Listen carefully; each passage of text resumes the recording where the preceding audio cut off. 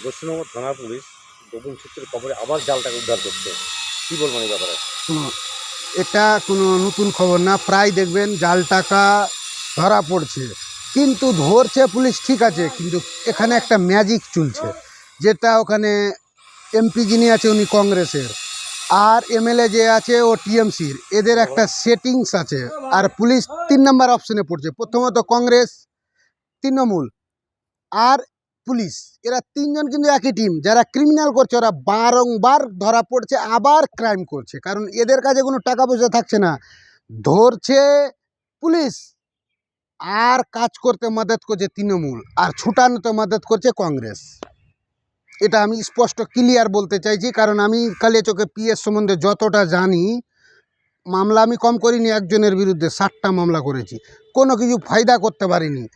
কোনো পদে নাই, প্রত্যেক দিন থানা যাবে, কি সেকশন লাগাবে ডিসাইড ওই করছে। মানে একজন বের করবে কংগ্রেস, ক্রাইম করাবে তৃণমূল, ধরবে তৃণমূল, বের করার দায়িত্বটা কংগ্রেসের।